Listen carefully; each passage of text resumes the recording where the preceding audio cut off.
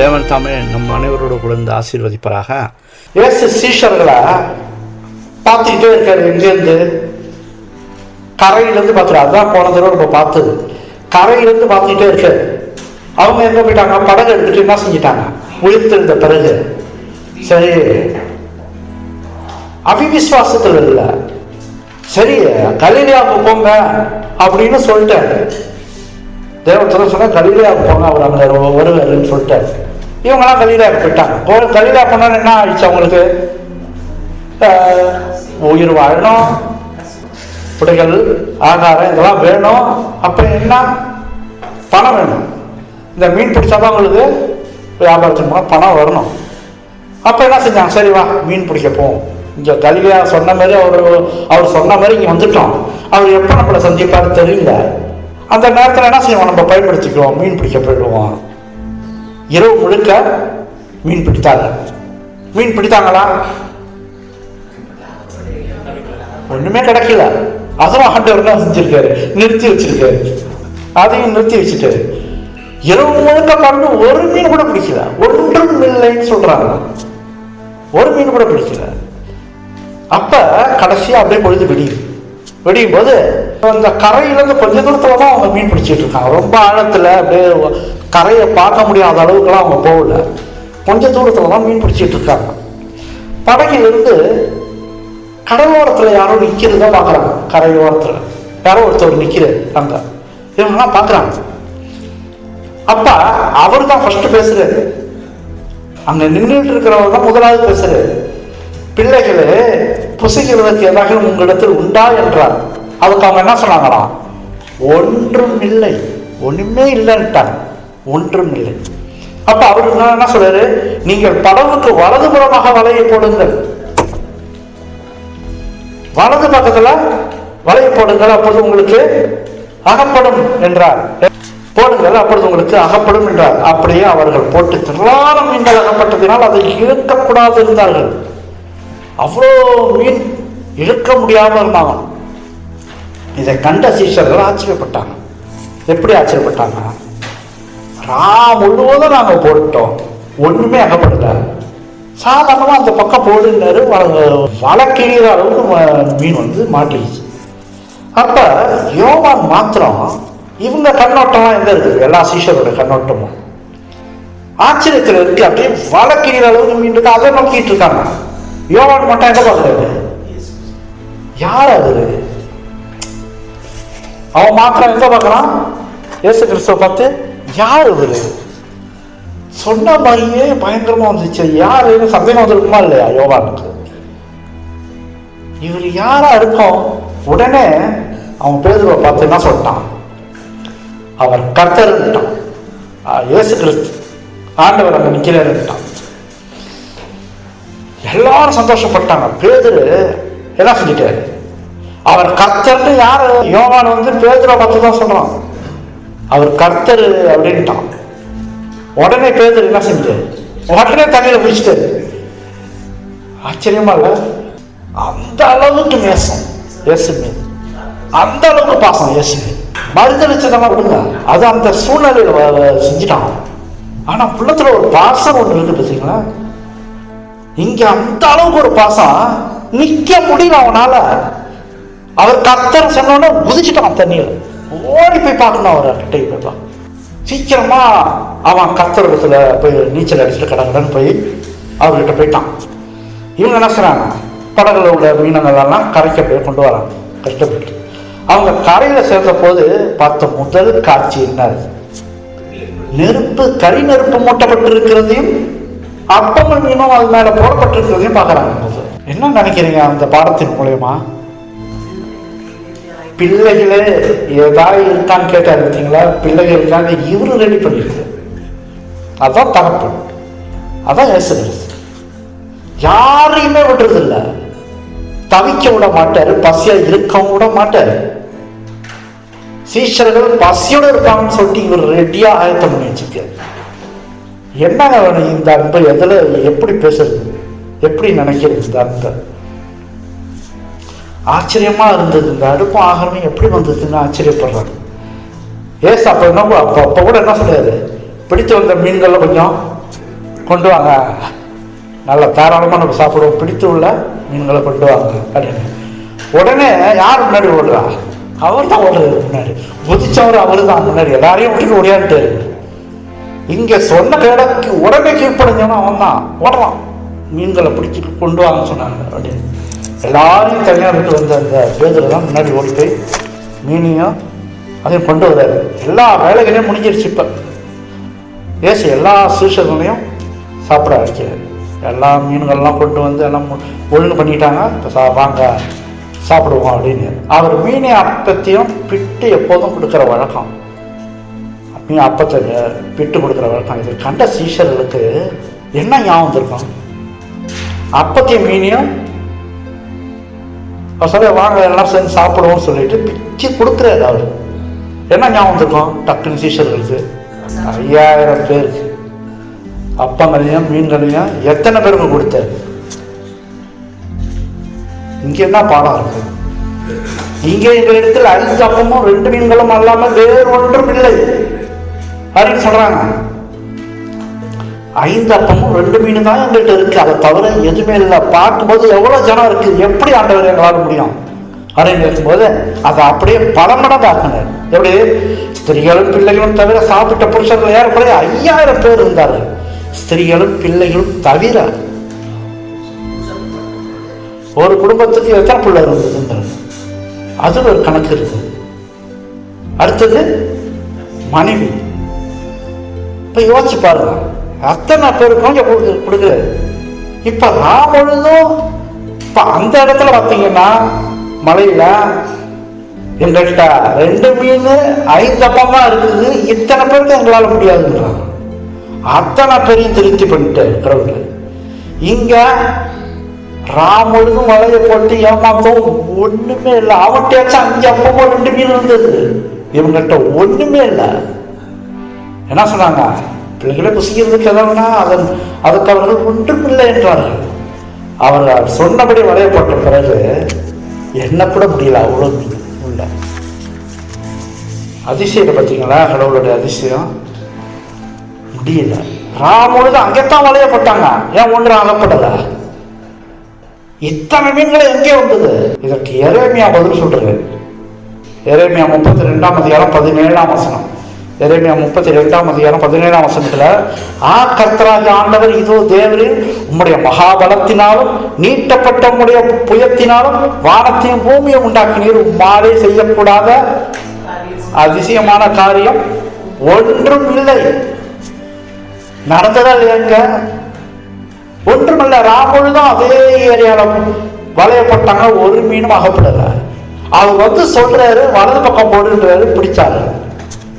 உம்மாலே செய்யக்கூடாத அதிசயமான காரியம் ஒன்றுமே இல்லை. நம்ம கஷ்டத்துல இருக்கிறோமா, ஐயோ அதமானன்ற மாதிரி வார்த்தைகள்ல நம்ம சூழ்நிலையில இருக்குமா, ஒன்றும் இல்லாம இருக்கிறோமா, ஏன் அங்கலாய்க்கிறோம், ஏன் கவலைப்படுறோம்? அவரால் இருக்க செய்யப்படாத காரியம் ஒண்ணுமே இல்லையா? அவர்கிட்ட போனா கிடைக்கும். ஆண்டவர் நம்மோடு இருக்கிறார்களே அல்லவா? அவர் நமக்கு ஒன்றும் இல்லாதிருந்து அது ஒண்ணு இல்லாதிலிருந்து ஆசீர்வாதத்தை கொடுக்கிறது. அதான் அந்த சம்பவங்களோட மூலமா நம்ம படிக்கணும். ஆசீர்வாதமா நம்ம கொடுப்பார். அவர் கேட்கிறபடி செய்தார். அப்படியே வலையை போட்டு விட்டு என் பின்னே வாருங்கள், உங்களை என்ன சொன்ன வலையை அப்படியே போட்டுட்டு என்ன சொல்றாரு? உங்களை எதை பிடிக்க ஆக்குவன்னு செய்தாரா? அவர்கள் செய்தார்களா இல்லையா? ஒரே மேடையில ஒரே பிரசங்கம் தான். பேரு எத்தனை பேரு? 3000 பேர் மனம் திரும்பலாம். மனுஷர்களை பிடிக்கிறவர்களாக ஆக்குவேன் செய்தான். பிறகு இயேசு 3 முறை சொல்றாரு. யாரை பார்த்து? பேதுரை பார்த்து ஒரு வார்த்தையை சொல்றாரு. என்ன சொல்றாரு? 3 முறை சொல்றாரு, நீ என்னிடத்தில் அன்பாய் இருக்கிறாயா? 3 முறை கேட்கிறாரு. அந்த நேரத்தில் தான் நடக்குது, அந்த இடத்துல தான் நடக்குது. நீ என்னிடத்தில் அன்பாய் இருக்கிறாயா? 3 முறை கேட்கிறாரு. அதற்கு அவன் என்ன சொல்றான்? ஆமான்றது, உங்களை நேசிக்கிறேன். அப்படியே வாங்க, கொஞ்சம் முன்னாடி நாளில் என்ன நடந்தது? 3 முறை மறுதளித்தான். எல்லாரும் எதிர்க்க மறுதளித்தான். அதே கும்பலுக்கு எதிர்க்கத்தான், சீஷர்களை எதிர்க்கத்தான் இயேசுவை நேசிக்கிறேன்னு 3 முறை சொன்னான். அப்ப என்ன அர்த்தம்? அவன் செய்த பாவத்தை அறிக்கை செய்யறான். எப்படி செய்யறான்? இனி நான் அப்படி இருக்க மாட்டேன், உன்னை நேசிப்பேன் 3 முறை சொல்றான். இந்த இடத்துல பார்க்க வேண்டியது என்னன்னா, எல்லாருக்கும் முன்னாடி 3 முறை. அதனால தான் அவன் வாயால சொல்லணுங்கிறதுக்காகத்தான் அவன் 3 முறை கேட்குறது. நீ இடத்துல நேசிக்கிறாயா, நீ என்னை நேசிக்கிறாயான்னு கேட்குறது. அப்ப நம்மளும் சாகும் வரைக்கும், அதாவது இந்த இடத்துல 3 முறை நான் நேசிக்கிறேன்றது உண்மையான மனமாறுதலை குறிக்குது. அவன் உண்மையா மனம் மாறிட்டான் அப்படின்றது மனமாறுதல் குறிக்குது. நான் சாக வர உண்மை விட மாட்டேன் அப்படி சொல்லியிருக்கலாம், ஏதாவது ஒன்று சொல்லியிருக்கலாம். நான் சாக வர விட மாட்டேன், உண்மை எவ்வளவா நான் நேசிக்கிறான் அப்படி இப்படின்னு அவர் கேட்ட பதிலுக்கு இவன் பதில் இப்படி சொல்லியிருக்கலாம். அவர் கேட்ட கேள்விக்கு இவன் பதில் அப்படி இப்படி கொடுத்துருக்கலாம். என்ன ஆண்டவர் இவ்வளோ நாள் உங்க கூட இருந்தா ஏதோ ஒன்று சொல்லிட்டான்னு சொல்லிட்டு நீங்க இப்படி கேட்குறீங்கன்னா எதுவுமே சொல்லல. பேதுரு துக்கப்பட்டு போட்டு பைபிள்ல அவர் கேட்டார்ல 3 தடவை நேசிக்கிறாயான்னு. அதுக்கு பைபிள் என்ன போட்டிருக்கா? பேதுரு துக்கப்பட்ட, ஆண்டவரே நீர் எல்லாவற்றையும் அறிந்திருக்கிறேன், நான் உண்மை நேசிக்கிறேன் என்பதையும் நீர் அறிவீர். இந்த கனெக்ஷனை பார்த்தீங்களா? அவருக்கும் அவனுக்கும் உள்ள கனெக்ஷன் இங்க காட்டுது. நீ என்ன நேசிக்கிறையான்னு கேட்குற. நான் உண்மை நேசிக்கிறேன் ஆண்டவர், உங்களுக்கே தெரியும். புரியுதா உங்களுக்கு? உங்களுக்கே தெரியும் நான் உண்மை நேசிக்கிறேன். நான் தப்பு செஞ்சிட்டேன், இன்னைக்கு அறிக்கை செய்துட்டோம். உங்களுக்கு முன்னாடி 3 தடவை அறிக்கை செய்கிறேன், நான் உண்மை நேசிக்கிறேன்டவரே, உங்களுக்கே தெரியும் அப்படின்னு. சரி, நான் உன்னை மன்னிச்சிட்டேன் அப்படிங்கிறதுக்கு என்ன பதில் அவர் சொல்றது? என் நாடுகளை மேய்ப்பாயாக தான் பதில். நான் உன்னை மன்னிச்சிட்டேன், எதுவுமே நீ நினைக்காத, நீ எதுவுமே நினைச்சு கவலைப்படாத, நீ என்னை நேசிக்கிறான்னு எனக்கு தெரியும், அதனால என்ன செய்ய, என் நாடுகளை மேய்ப்பாயாக என்ன அர்த்தம்? நீ பரச நினைக்காத, நான் உன்னை மன்னிச்சிட்டேன், என் நாடுகளை போய் மெய் அப்படின்ட்டு பேதுருட்ட சொல்ல. ஏசு பேதுரு எப்படி மறைப்பான்றது ஆண்டவர் சொல்றது. அதுக்கு அடுத்தது வருது, எப்படி அவன் மரணத்தை அடைவான்றத ஒரு வார்த்தையில் அடுத்த வசனத்தில் சொல்றாரு. நீ முதிர் வயது உள்ளவனாய் ஆகும்போது உன் கைகளை நீட்டுவாய், வேறு ஒருவன் உன் அறையை கட்டி உனக்கு இஷ்டமில்லாத இடத்துக்கு உன்னை கொண்டு போவான் என்று மெய்யாகவே மெய்யாகவே உனக்கு சொல்லுகிறேன் என்றார். இன்ன விதமான மரணத்தினாலே அவன் தேவனை மகிமைப்படுத்தப் போகிறான் என்பதை குறிக்கும்படியாக இப்படி சொன்னார். எந்த விதமான மரணம் சொல்லுங்க பார்ப்போம்? உனக்கு விருப்பம் இல்லாத இடத்துக்கு கொண்டு போவாங்க அப்படின்னு தான் நம்ம படிக்கணும். கரெக்டா நம்ம படிக்கணும், அப்படித்தான் நம்ம படிக்கிறோம். இங்க பாருங்க, நீரோ மன்னன் காலத்துல ரோம்ல ஒரு பெரிய சம்பவம் நடந்தது, ஒரு பெரிய தீச்சம்பவம் நடந்தது, ஏதோ எரிந்தது, ஏதோ ஒரு சம்பவம் நடந்தது. கிறிஸ்தவர்கள் தான் இதுக்கு காரணம் அப்படின்ட்டான். யார் சொன்னா? நீரோ மன்னன். அவங்க காலத்துல, இயேசு கிறிஸ்து போன பிறகு உள்ள காலத்துல சொல்லி என்ன செஞ்சிட்டாங்க? பேதுருவை பிடிச்சிட்டாங்க, பேதுருவை அரெஸ்ட் பண்ணிட்டாங்க. ஏன்னா இவன் தான் பெரிய பிரபலமா கிறிஸ்தவர்கள் மத்தியில் பெரிய பிரபலமாகி நிறைய கிறிஸ்தவர்களை கொண்டு மாத்திடுவாரு. பேதுருவை பிடிச்சி சிலுவையில தலைகீழாக அறைந்தார்கள். எப்படி அறைந்தாங்க? கைகளை இப்படித்தான் அறைஞ்சாங்க, கைகளை. என்ன பைபிள் அவர் என்ன சொன்னாரு? உன் கைகளை நீட்டுவாய் சொன்னாரா? உனக்கு இஷ்டம் இல்லாத இடத்துக்கு கொண்டு போவாங்க, உனக்கு பிடிக்காது அந்த இடத்துக்குலாம். உன் கைகளை நீட்டுவாய் அப்படின்னா என்ன அர்த்தம்? சிலுவையிலே நீ அறையப்படுவாய். இன்ன விதமான மரணத்தினால நீ தேவனை மகிமைப்படுத்துவாய். ஆண்டவர் சொன்னது. என்னுடைய வருங்காலத்தெல்லாம் இப்படி சொல்லிட்டாங்க. சரி, யோவான் என்ன கேட்கறது வந்து யோவானுடைய கதை என்ன? அப்ப ஆண்டவர் தான் சொல்றாரு, உனக்கு என்ன யோவானை பத்தி, உனக்கு என்ன, நீ பேசாம என் பின்னாடி வா அப்படின்ட்டு. ஆனா பாத்தீங்கன்னா யோவான் முதிர் வயது வரைக்கும் வாழ்ந்த மனுஷன். எல்லாரை விட யோவான் என்னென்ன பார்த்துருக்காரு சம்பவத்தை சொல்லுங்க பார்ப்போம். எருசலேமின் அழிவை பார்த்துருக்காரு. அந்த ஆலயம் முடிக்கப்படுற நேரம்னா யோவான் உயிரோடு இருந்தார். 70வது வருஷத்துல. யோவானுக்கு எவ்வளவு வயசா இருக்கும்? முதிர்ந்த வயதுல தான் அவர் மறிச்சார். ஸ்பெஷலா ஆண்டவர் கொண்டு போயிட்டார் யோவானை. ஏன் சொல்லுங்க பாப்பா? யோவான் தேவனுக்கு எப்போதும் மார்புல சந்திட்டு இருந்தான். அவர் வந்தார்னா அவரை அப்படியே அணைச்சிக்கிட்டு உட்கார்ந்துருப்பான். அவ்வளோ பாசம். கடைசியா தானியேல் தீர்க்கதரிசி கண்ட சொப்பனத்தை எல்லாம் இவனுக்கு தான் வெளிப்படுத்தப்பட்டுச்சு.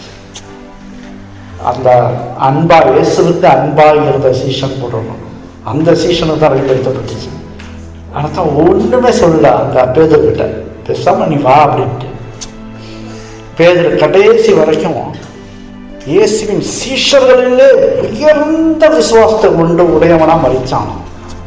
சீஷர்களிலே பெரிய விசுவாசம், அதிகமா ஆண்டவரோட இணைஞ்சி இருந்து மறிச்சான் பேதுரு. அந்த அளவுக்கு கடவுளை நேசிச்சிருக்கான். அர்த்தம் சொல்லலாம், நீர் அறிவீர், நான் உண்மை நேசிப்பதே நீர் அறிவீர்னா. முட்டி மறைக்கும் ஸ்ட்ராங்கா இருந்து மறிச்சான். அவனை போய் நம்ம சொல்லிருக்கோம், அவன் மறுதளிச்சிட்டாரு. அவர் முன்னாடி வந்து நிற்பார். 12 சீஷர்கள் பரலோகத்தில் நிற்கும் போது இவன் இருப்பார். எத்தனை பேர் போய் பார்க்க போவாங்க பரலோகத்தில்? எத்தனை பேர் பேதுருவை பார்க்கணும்னு ஆசைப்படுவாங்க இல்லையா? இப்பவே பாவ அறிக்கை செய்திடணும். கடவுள் சொன்ன மாதிரி செய்தியை நமக்கு இங்கே சொல்லிட்டாரு கடவுள். பாவரிக்கைலாம் செய்து கடவுள்னு ஒழுங்காயிடுங்க. நோ டைம், குறுகிய காலம்ட்டு, மிக குறுகிய காலம். அவருடைய வருகை வந்து ஆகணும், அது நல்லாவே தெரியுது. அவர் வர வேண்டிய சூழ்நிலை வந்துருச்சு. இன்னும் அப்படியே தாமதம் பண்ணா எவனுமே வந்து ரசிக்கப்பட முடியாது. ரொம்ப சோதனையா அவன் மாட்டிக்குவாங்க எல்லாரும் சாத்தான்ட்ட. இவர் வந்தா தான் நம்ம தப்பிக்க முடியும். ஏதோ இருக்கிற நேரத்தில் நம்ம டக்குன்னு மனம் வருந்தி ஆண்டவர்கிட்ட மன்னிப்பு கேட்டு ஒரு கிளீன் ஆகுறதுக்கு இது டைம். சாத்தா விட மாட்டான், இன்னுமா யாரையும் ஒருத்தனை விட மாட்டான்.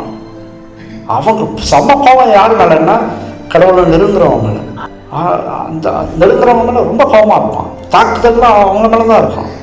அதனால குறுகிய காலத்தை நம்ம பயன்படுத்திக்கிட்டு கடவுளோட உதவினால ஆண்டவர்கிட்ட போயிடணும். 11 சீஷர்களும் இயேசு காட்டின கலிலேயாவில் உள்ள மலைக்கு போயிட்டாங்க. அந்த கலிலேயாவுக்கு பக்கத்தில் இருக்க அந்த மலையிலேருந்து பார்த்தீங்கன்னா கலிலேயா கடல் கீழே தான் தெரியுது. சும்மா ஒரு மேடு மாதிரி இருக்குது. அந்த மேட்டில் தான் அவங்கள சந்திச்சிருக்கு. அங்கே தான் அவர் வழக்கமாக போகிறது, இவங்களுக்கெல்லாம் கூடுறது. அங்கே தான் வழக்கமாக போய் போதனை கொடுக்கறது, அதிசயம் அடையாளம் எல்லாம் அங்கே தான் நடந்தது. முக்கால்வாசி அங்கே தான் நடந்தது, கலிலேயா கடல் ஓரத்தில். அப்போ இந்த மலைக்கு போனாங்க. அங்கே அவரை கண்டு என்ன செஞ்சாங்க? பணிந்து கொண்டார்கள். ஆனால் சிலரும் என்ன செஞ்சாங்க? இன்னமும் சந்தேகப்பட்டுக்கிட்டு இருந்தாங்க சில பேர். அங்கு 11 சீஷர்கள் மட்டும் இல்லை, சீஷர்கள்ட்ட போங்க அப்படின்னு சொன்னார். கலிலேயாவுக்கு போங்க, அவரை நீங்கள் பார்ப்பீங்க அப்படின்னு சொல்லும்போது 11 சீஷர்கள் மட்டும் இல்லை, நிறைய பேர் கூட போயிட்டாங்க. கூடிய பேர் இருக்கிறாங்க. அவரை விசுவாசித்தவர்கள்லாம் நிறைய பேர் கூட போயிட்டாங்க. அவங்க உண்மையிலேயே அவர் உயிர் தெழுந்தாரா இல்லையான்ற ஒரு சந்தேகம் இருந்துச்சு மற்றவங்களுக்கும். ஆனால் அந்த 11 சீஷர்களுக்கு சந்தேகம் இருந்துச்சா? ஏன் இல்லை? மற்றவங்களுக்கெல்லாம் சந்தேகம் இருந்துச்சு, இது உண்மையாக உயிர் தெழுந்தாரா இல்லையான்னு. 11 சீஷர் சந்தேகம் இருந்துச்சா? இல்லை. ஏன்னா 2 தடவை அவங்களுக்கு காட்சி கொடுத்துட்டு பார்த்துட்டாங்க, அவரை நேரில் பார்த்துட்டாங்க. அப்போ இந்த 11 சீஷர் யாருமே சந்தேகப்படல. இயேசுவை பற்றின தீர்க்க தரிசனங்களை நன்றாய் அறிந்து கொண்டார்கள். ஏன்னா இயேசு கிறிஸ்துவ திரும்பவும் அவர்களுக்கு காட்சி கொடுக்கும் போதெல்லாம் தீர்க்க தரிசனத்தை விளக்கி சொல்லியிருக்காரு. பல தடவை திருப்பி ரிப்பீட் பண்ணியிருக்காரு. எந்த தீர்க்க தரிசனம்? இவரை குறித்ததான தீர்க்க தரிசனம் பழைய ஏற்பாட்டில் சொல்லப்பட்டது. மோசே என்ன சொன்னாரு, தாவீது என்ன சொன்னாரு, ஏசாயா என்ன சொன்னாரு, எல்லாத்தையும் விலாவரியா அவங்களுக்கு சொல்லி கொடுத்துட்டாரு. 12 சீஷர்களை தேர்ந்தெடுத்தாரு. அவங்களுக்கே தெரியுமா எதுக்கு தேர்ந்தெடுத்தாருன்னு? திட்டத்தை பாருங்க. ஆரம்பத்துல இருந்து கூட இருந்தேன்னு சொல்றாரு. கூட இருந்தாங்க. என்னத்துக்கு இருந்தாங்க? நான் பேசுறத பாரு, என்ன போதனையை கொடுக்குறேன் பாரு, நான் செய்யற செயலை பாரு, அற்புதத்தை பாரு, நான் எப்படி செய்யறேன். இது நான் போன பிறகு நீங்கள் என் நாமத்தினால செய்வீர்கள். என்னுடைய நாமத்தினால உங்க சொந்த இதுல செய்ய மாட்டீங்க, என் நாமத்தினால எல்லாத்தையும் நீங்க செய்வீங்க. உங்க கண்ணார பார்த்துச்ச, என் கூட இருந்து எல்லாமே பார்த்தீங்களா, இதை அப்படியே நீங்க செய்வீங்க.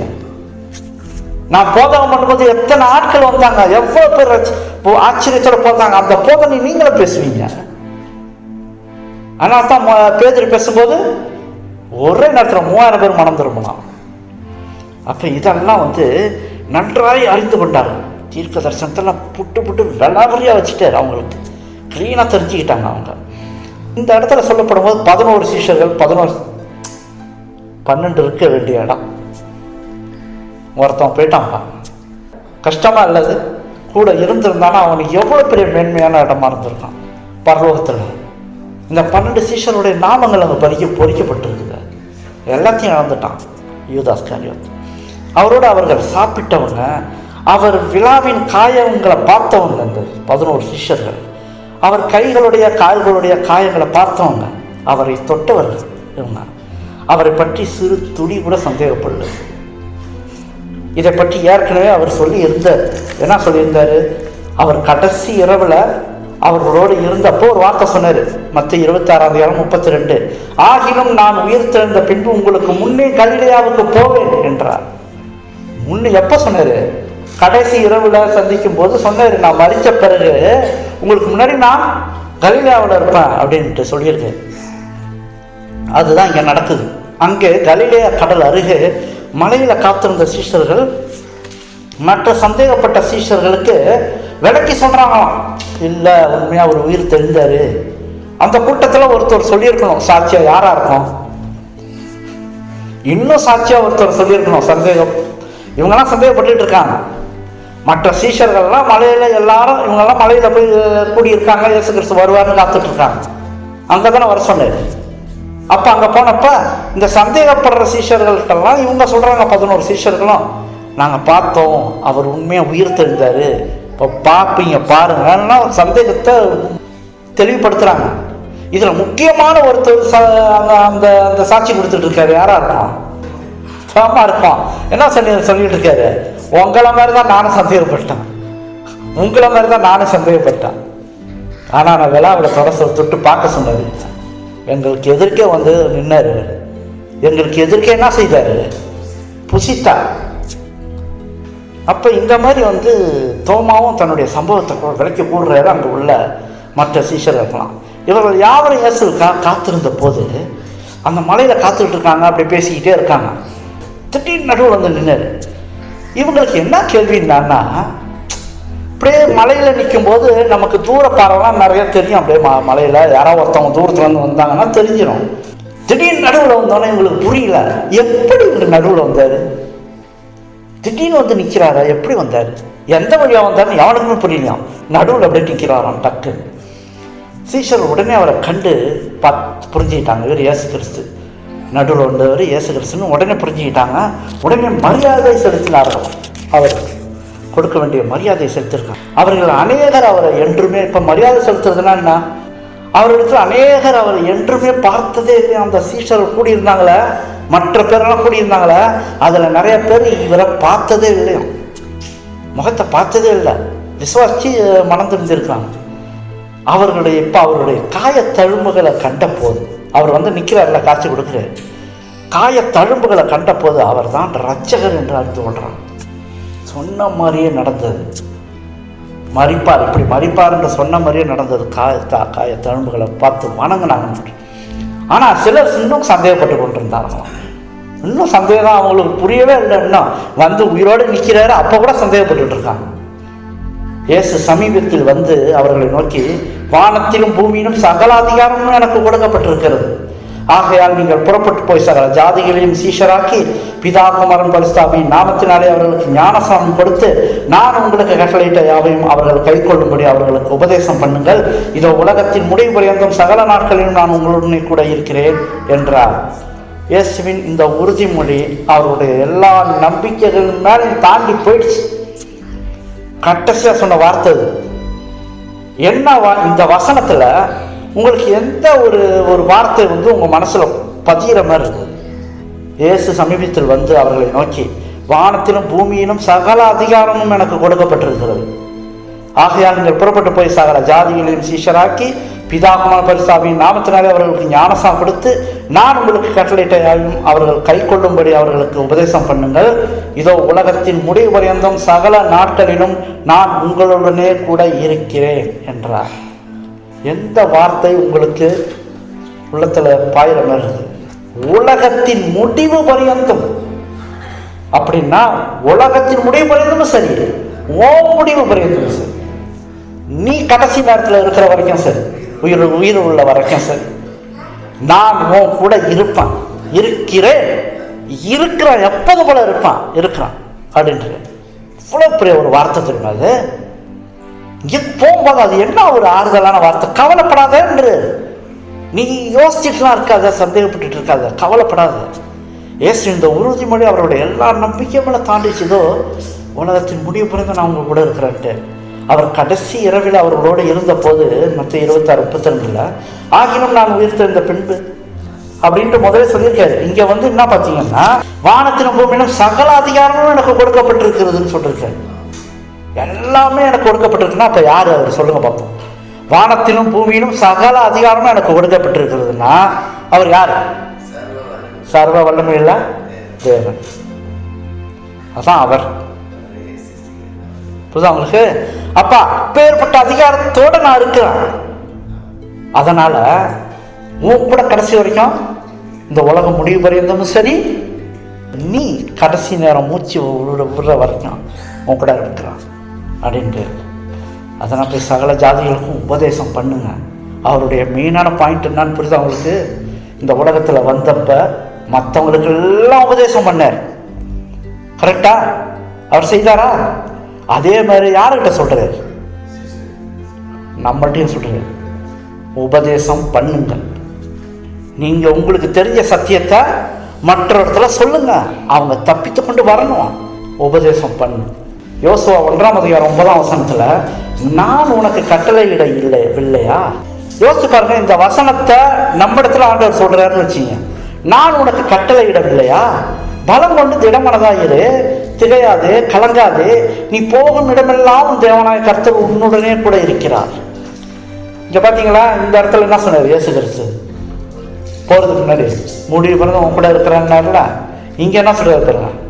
பயப்படாத, கலங்காத, திகையாத, நான் உனக்கு சொல்லல உன் கூட இருப்பேன்னு. நான் இருப்பேன், உன் தேவனா கர்த்தர் உன்னுடனே கூட இருக்கிறார் அப்படின்னு அவரே சொல்றாரு. கடவுளை சொல்லிடுறாரு. எப்படிப்பட்ட சூழ்நிலையில் நாம் இருந்தாலும் அவருடைய வாக்குறுதி உலகத்தின் முடிவு பிறந்த சகல நாட்களும் நமக்கு இருக்கிறது. ஆனால் அதை நாம் விசுவாசிக்கிறோமா? அந்த ஒரு வார்த்தை சொல்லிட்டார்களா, கடைசி வரைக்கும் கூட இருக்கிறேன்ட்டு, அதை நான் விசுவாசிக்கிறேன்னா? ஒவ்வொரு நாளும் என் உள்ளத்தில் அது இருக்குதா? என் கூட தான் இருக்காரு, நான் பயப்பட மாட்டேன். அந்த ஒரு விசுவாசம் எப்போதும் இருக்கணும். எது நடந்தாலும், எது நமக்கு கஷ்டம் சோதனை வந்தாலும், என் ஆண்டவர் என் இடத்துல சொல்லியிருக்காரு, முடிவு பிறந்து உன் கூட இருக்கிறான். அதனால நான் கலங்க மாட்டேன், திகைக்க மாட்டேன், பயப்பட மாட்டேன். எப்படிப்பட்ட சூழ்நிலையில் நாம் இருந்தாலும், கஷ்டம் வந்தால் அவரை நம்புகிறோமா? துன்பம் வந்தால் அவரை நம்புகிறோமா? விசுவாசம் வேண்டும், உறுதியான விசுவாசத்தோடு இருக்கணும். அவர் சொன்னதை சீஷர்கள் செய்தார். உலகம் முழுதுக்க போய் சிதறி போய் அவர் யார் என்று போதித்தார். பார்த்தீங்கன்னா அங்கே ஆண்டவர் சொன்னது அந்த உலகம் எங்கே போய் சுவிசேஷம் போங்க பற்றி சொல்லுங்கன்னு சொன்னாரு. அதே போல இந்த சீஷர்கள் போனாங்க, உலகம் முழுக்க போனாங்க. முதல் இடத்துல எந்த மதம் இருக்குன்னு தேடிப்பாங்க. முதல் இடத்துல கிறிஸ்தவம் தான் இருக்கு. முதல் இடத்துல கிறிஸ்தவ மதம் இருக்குதான். எப்படி சொல்றீங்க? அதான் உலகம் முழுக்க போனா அந்த கிறிஸ்தவ கோயில் இருக்குதா இல்லையா? தீவுகளில் போய் பாருங்க, கிறிஸ்தவ மதம் இருக்குமா இல்லையா கோயில்ல? உலகம் முழுக்க இருக்கு. முதல் இடத்துல இருக்குது கிறிஸ்தவ மதம் தான். மில்லியாரு, எவ்வளவு மில்லியாருன்னு போட்டிருக்காங்க. 2வது இடத்துல முஸ்லீம் இருக்குது. 3வது இடத்துல இந்து. 4வது இடத்துல எந்த மதமும் இல்லை. அவங்க பேர் என்ன? நாத்திகர் இல்லையா? கடவுளே இல்லை. 4வது இடத்துல இருக்கும். 5வது இடத்துல புத்த மதம். ஃபர்ஸ்ட் இடம் எது? கிறிஸ்தவ மதம். இயேசு தான் முதன்மையான இடத்துல இருக்காரு. புரியுதா? இப்போ உலகத்துல கிறிஸ்தவ மதம் முன்னாடி நிற்குதுன்னா இயேசு தான் முதன்மையான இடத்துல நிற்கிறார் உலகம் முழுக்க. புரியுதா உங்களுக்கு? அவர் தியாகம் பண்ணது எவ்வளவு பெரிய விஷயம் பாருங்க. ஆரம்பத்தில் பார்த்துட்டு வரோம்ல, அவர் தியாகம் பண்ணது, அவர் அன்பு செலுத்தினதெல்லாம் எவ்வளவு பெரிய விஷயம். முதன்மையான இடத்துல நிற்கிறார் இன்னைக்கு உலகத்துல. யோசிச்சு பார்க்கணும். ஏன்னா அவர் பட்ட பாடுகள், துன்பங்கள், கஷ்டங்கள், மனத்துயரம், இதை உடைந்தவராய் தம்மையே அந்த உலகத்தில் இருக்கும் அத்தனை பேருக்கும், இனி பிறக்க போகிறவர்களுக்கும் தம்மையே மரணத்தின் மூலயமாக பலியாக கொடுத்துட்டார். தான் யார் என்பதை காட்டிட்டார். அதன் விளைவால் அந்த பலியான திரளான மக்களை தன் பக்கத்துல இழுத்து கொள்வார். எப்ப? பரலோகத்துல போகும்போது கம்ப்ளீட் அவன் ரட்சிப்பின் திட்டம் எத்தனை பேர் எடுத்துக்கொள்வார்? பாருங்க, வசனத்தை பார்க்கும்போது ஆச்சரியமா இருக்கும். வெளிப்படுத்தின விசேஷம் 7ஆம் அதிகாரம் 9ஆம் வசனம். 7ஆம் அதிகாரம் 9ஆம் வசனத்துல, இதோ சகல ஜாதிகளிலும், வசனத்தை நல்லா பாருங்க, இதோ சகல ஜாதிகளிலும், கோத்திரங்களிலும், ஜனங்களிலும், பாஷைக்காரரிலும் இருந்து வந்ததும் ஒருவனும் எண்ணக்கூடாததுமான திரளான கூட்டமாகிய ஜனங்கள் வெள்ளை அங்கிகளை தரித்திருந்தார். எண்ண முடியாத ஜனம். ஆட்டுக்குட்டியானவருக்கு முன்பாகவும் நிற்க கண்டேன். அப்ப இங்க ஆண்டவர் சொன்னது போல ஆட்டுக்குட்டியானவருக்கு முன்பாகவும் நிற்க கண்டேன். அதை எண்ணப்படாத ஜனங்கள். பிறகு சீஷர்கள் கலிலேயாவிலிருந்து எருசலேமுக்கு போயிட்டாங்க, திரும்பி போயிட்டாங்க. இவர் காட்சி அந்த கலிலேயா மலையில எல்லாருக்கும் காட்சி கொடுத்தாரு, பேசினாங்க, அவங்க திரும்பி போயிட்டாங்க. திரும்பவும் அவர்கள் கூடியிருக்கையில் அவர்கள் நடுவே திரும்பவும் நிற்கிறார். திரும்பவும் இந்த மேலறை வீட்டில் போய் தங்கி இருக்கும்போது திரும்பவும் அவர் காட்சி கொடுத்துருக்காரு. கடவுள் தீர்க்க தரிசன போதனைகளை விடாமல் அவருக்கு கொடுத்து வந்தார். மறந்துடக்கூடாதுன்னு சொல்லிட்டு திரும்ப திரும்ப ரிப்பீட் பண்ணியிருக்காரு. இதில் என்ன பாடம் தெரியுது அவங்களுக்கு? வேதத்தை ஒரு முறை படிக்கக்கூடாது, படித்து கொண்டே இருக்க வேண்டும். ஆனால் தான் ஆண்டவர் திரும்ப திரும்ப ரிப்பீட் பண்ணியிருக்காரு, மறந்துடக்கூடாது. கடைசியாக அவர்களை வெட்டி பிரியும் நேரம் வந்துச்சு. அவர் என்ன செஞ்சார்? எந்த இடத்தை தெரிந்து கொண்டார்? சொல்லுங்க பார்ப்போம். இங்கேருந்து பரலோகத்துக்கு அப்படியே போனார்ல, மேலே ஏறி எந்த இடத்தை தெரிந்து கொண்டார்? ஒலிவ மலை. அந்த மலை ஃபுல்லாக அப்படியே ஒலிவ மரமாக இருக்கும். அந்த இடத்த தான் அவர் தெரிந்து கொண்டார். அந்த இடத்துல தான் என்ன சம்பவம் நடந்தது? அவர் போய் தரையில் முகங்குப்புற விழுந்து அழுதார். அந்த இடம் தான் பக்கத்தில், அங்கே அந்த இடத்துல தான் இருக்குது. அப்போ இவங்க கெத்செமனே தோட்டம் வழியாக போகிறாங்க. அவர் பரமேற போகிறாரு, கூட ஆச்சிட்டு போகிறாரு எல்லாரையும். அந்த எருசலேமுடைய நகரத்தின் வழியாக தான் போகிறாராம், அந்த கதவு வழியாக தான் போகிறாராம். எல்லாம் அப்படியே பார்க்குறாங்களா, என்ன அந்த கூட்டம் அப்படியே சீஷர்கள் கூட்டமாக இங்கேயே போயிட்டு இருக்குதுன்ட்டு. சீஷர்கள் கூட தெரியாது அவர் போகிறாருன்ட்டு. பரலோகத்துக்கு போய் மேலே போகிறாருன்னு தெரியாது. கூப்பிட்டாரு, போயிட்டு இருக்காங்க கூட. எது வழியாக போகிறாரு? அந்த துன்பப்பட்டு கீழே விழுந்து இருந்தார் அந்த இடத்துல, அதன் வழியாக போகிறாரு. அப்போ சீஷர்கள் எப்படி இருந்திருக்கும் சொல்லுங்க? ஏன் அப்படி இருந்திருக்கும்? அந்த இடத்துல தானே அவரை விட்டுட்டு தனியாக விட்டு போகணும். அவர் கூட போகும்போது அந்த இடம் வழியாக போகும்போது எப்படி இருந்திருக்கும் அவங்களுக்கு? இவரை விட்டுட்டு ஓடிட்டோம் நம்ம, அப்படியே அப்போன்னு விட்டுட்டு தனியாக விட்டுட்டு ஓடிட்டோம் அப்படின்னு சீஷர்களை விட்டோம். கடைசியாக ஒரு மலை உச்சியில் வந்தாங்க. அப்போ என்ன செஞ்சார்? தமது கரங்களை விரித்தார். எதற்கு விரித்தார்? அவர்களை ஆசீர்வதிச்சார். கடைசியாக அவரை ஆசீர்வதிச்சார். அவருக்கு நடுவில் இருந்து அப்படியே மெதுவாக பரலோகத்தில் அப்படியே மேலே ஏறி அப்படியே போகிறார். அப்போ இவர் மேலே ஏறுறதை பார்க்கும்போது சீஷர்களுக்கு ஆச்சரியமாக இருந்துச்சு. டக்குன்னு மறைஞ்சிருக்கலாம்ல, இன்னைக்குலேருந்து பார்க்க மாட்டீங்க அப்படின்னு ஏதாவது சொல்லி மறைஞ்சிருக்கலாம்ல. அவங்க கண்ணால் பார்க்கணும். நீங்கள் எப்படி இவரை பார்க்குறீங்களோ மேலே போகிறத, அதே மாதிரி வருவார். அவங்க கண்ணால் பார்க்கணும். நீங்கள் எப்படி பார்த்தீங்களோ அதே மாதிரி அவர் வருவார். அப்படியே மேலே அப்படியே போக போக என்ன ஆயிடுச்சு? டக்குன்னு ஒரு மேகம் மூடிச்சு, மறைஞ்சிட்டு. அவர் மறையிற வரைக்கும் அப்படியே பார்த்துருந்தாங்க. அவருக்கு பின்னாடி ஒரு சத்தம் கேட்டுச்சு. என்ன கேட்டுச்சு? கலிலேயராகிய மனுஷரே, நீங்கள் ஏன் வானத்தை அன்னார்ந்து பார்த்து கொண்டிருக்கிறீர்கள்? உங்களிடத்திலிருந்து வானத்துக்கு எடுத்துக்கொள்ளப்பட்ட இந்த இயேசுவானவர் எப்படி உங்கள் கண்களுக்கு முன்பாக வானத்துக்கு எழுந்தருளி போனாரோ அப்படியே மறுபடியும் வருவார். உங்கள் கண்களுக்கு முன்பாக நீங்க பார்த்துக்கிட்டே இருந்தீங்களா, உங்க கண்களுக்கு முன்பாக எப்படி போனாரா, அதே போல உங்கள் கண்களுக்கு முன்பாக உங்க கண்கள் பார்க்க அவர் வருவார். வரும்போது எப்படி வருவாரு? இங்கே போகும்போது தனியா பண்ணுவோம். வரும்போது எப்படி வருவாரு? பரலோகத்துடைய சேனைகள் அத்தனையோட கூட வருவார். எப்படி இருக்கும் அந்த காட்சி? யோசிச்சு பாருங்க. திரும்ப வரும்போது எப்படி இருக்கும்னு யோசிச்சு பாருங்க. தனியா அப்படி இப்போ மேலேறி போறார். வரும்போது கூட்டம் கூட்டமா, சேனைகளின் கூட்டம், எக்கால சத்தத்தோட ராஜா மாதிரி வருவார். எப்படி இருக்கும்? அது நம்மளை அழைத்து கொண்டு போறதுக்கு வராது. எப்படி இருக்கும்? பெரிய ஒரு வரவேற்பா இருக்கும். யோசிச்சு பாருங்க, யாருக்காக அந்த பரலோகமே காலி செய்து யாருக்காக வரும் இந்த உலகத்துல? அந்த இயேசுவானவரே அங்கிருந்து நேரம் இங்க வந்து நம்மளை அழைத்து கொண்டு போறது யாருக்காக? நம்மளை சிறப்பான மனிதர்களாக ஆக்கி நம்மளை கொண்டு போறாரு. எவ்வளோ பாவத்துல படுகொலியில விழுந்து கிடந்த நம்மளை ஒழுங்கு பண்ணி சீர்படுத்தி கொண்டு முத்திரையிட்டு நம்மளை சிறப்பான மனிதர்களாக தலையில கிரீடம்லாம் வச்சு கொண்டு அங்க பரலோகத்துல கிரீடம் வைக்கப்படுது தலையில. அப்படியே நம்மளை மகிமையோடு கொண்டு போறாரு. இதற்குத்தான் நம்ம இடத்துல வந்து நமக்காக மறித்து, இதற்காகத்தான் நம்ம இடத்துல இரவும் பகலுமா போராடி பரிஸ்தாபின் மூலம் பேசி நம்மளை ஒழுங்குபடுத்தி சீர்படுத்தி இதற்கு தான் காத்துட்டு இருக்க ஒவ்வொருத்தவங்களும். இதுதான் கடைசி வாக்குத்தத்தம். எல்லா கண்களும் அதே போல காணும். அவர் வருவார், நிச்சயமாக வந்து தம்முடைய ஜனங்களை அழைத்து கொண்டு போவார். அவர் இருக்கும் இடத்துல நாமும் இருக்க போறோம், வாழ போறோம். அதை முக்கியமாக நம்ம மனதில் வைத்துக்கொண்டு நம்ம போராட வேண்டும், நம்ம ஜெயிக்க வேண்டும். தேவன் தம்மை நம்ம இருந்து ஆசீர்வதிப்பாராக. ஆமென்.